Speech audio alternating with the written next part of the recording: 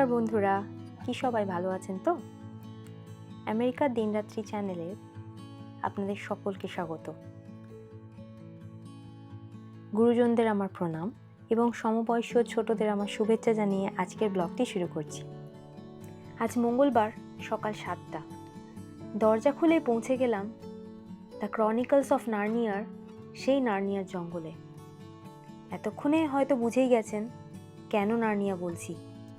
গতকাল রাত থেকে হাড় হিম করা ঝোড়ো হাওয়া আর সাথে উপরি পাওনা তুষারপাত, স্নোফল। আগের 3 বছর উইন্টারেতে এরকম উইন্টার স্টর্ম এক্সপিরিয়েন্স করেছি। চারিপাশে ঘন আইস জমতে দেখেছি। তাই বছর ভাবলাম সেই একই অনুভূতি হয়তো আবার হবে। রাত থেকেই ঝোড়ো হাওয়া চালু হলো আর তারপর মাঝরাত থেকে অল্প অল্প তুষার শুরু হলো। আমি বারবার বাড়ির বাইরে লাগানো ক্যামেরা দিয়ে বাইরের ওয়েদারটা দেখছিলাম। তখন প্রায় রাত 3-3:30 মতন বাজে। হঠাৎ দেখি আমাদের ইয়েলো জিপটা হোয়াইট হতে শুরু করেছে। আর মাত্র কয়েক ঘন্টার মধ্যে ইয়েলো ও হোয়াইট মিলেমিশে একাকার। তো সকাল সকাল 3 মূর্তিতে আমরা পাড়া ভ্রমণে বেরোলাম। রোজ এই রাস্তা দিয়ে না জানি কতবার করে যাই, কিন্তু আজ রাস্তাটাকে দেখে বড়ই নতুন লাগছে।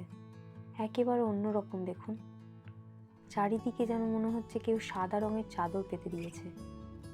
বাড়িঘর, রাস্তাঘাট, গাছপালা, গাড়ি, সমস্ত কিছু যেন সেই সাদা চাদরে ঢাকা। দু চোখ যেদিকেই যায় শুধু বরফ আর বরফ। ছোটবেলায় বাবার কাছে কাশ্মীরের স্নোফলের অনেক গল্প শুনেছি, কিন্তু নিজের চোখে তুষারপাত দেখার সৌভাগ্য জীবনে এর আগে পাইনি। আর যে জায়গায় আমরা থাকি এখানে এটা রেয়ার কেস। হুস্টনের ইতিহাসে স্নোফল ভীষণই রেয়ার, কিন্তু মাঝে মাঝে রেয়ার জিনিস তো ঘটে বলুন। আজকের দিনটাও সেটারই পুনরাবৃত্তি।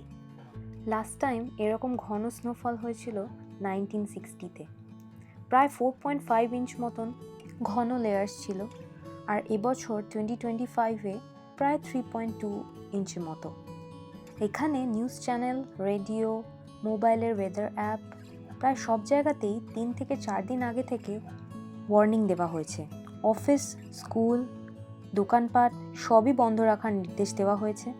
সিভিয়ার ওয়েদার কন্ডিশনেতে দুর্ঘটনা এড়ানোর জন্য এরকম করা হয়। ওই দেখুন আর এক 3 মূর্তি, ওনারাও আমাদের মতনই পাড়া ভ্রমণে বেরিয়েছে।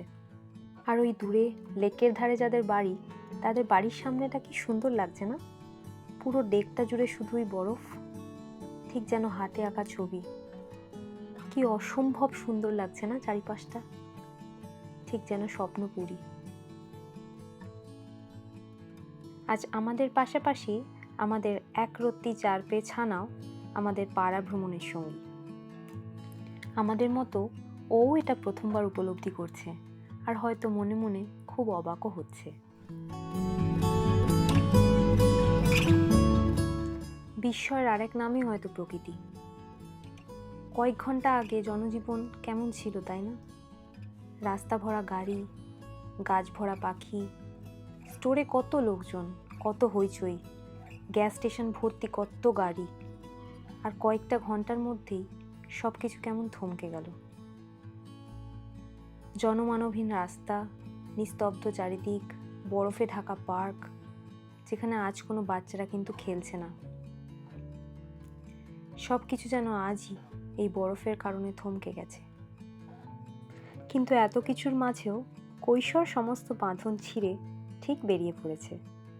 হয়তো এই বয়সটাই এমন, যে কোনো পরিস্থিতিতেই জয় করার শক্তি তার আছে।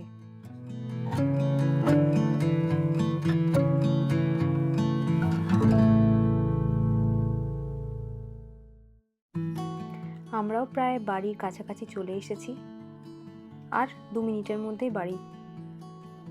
আরেকবার প্রকৃতি দেখিয়ে দিল যে আমরা আজও প্রকৃতির কাছে হার মানতে বাধ্য। প্রতিদিনের ব্যস্ত জীবনকে এক তুড়িতেই কেমন স্ট্যাচু করে দিয়েছে, তাই না? আমি রিমা, আর সাথে আমার হাজব্যান্ড জেরিন। আজ তাহলে আসি, দেখা হবে খুব তাড়াতাড়ি নতুন একটা ভিডিও নিয়ে। আর আজকের ভিডিওটা কেমন লাগলো অবশ্যই কমেন্ট করে জানাবেন। আর আমার চ্যানেল আমেরিকায় দিনরাত্রিকে সাবস্ক্রাইব করার জন্য অনুরোধ রইল। দেখা হচ্ছে পরের একটা ভিডিওতে। ততক্ষণের জন্য সকলে সুস্থ থাকুন, ভালো থাকুন আর প্রিয়জনদের আগলে রাখুন।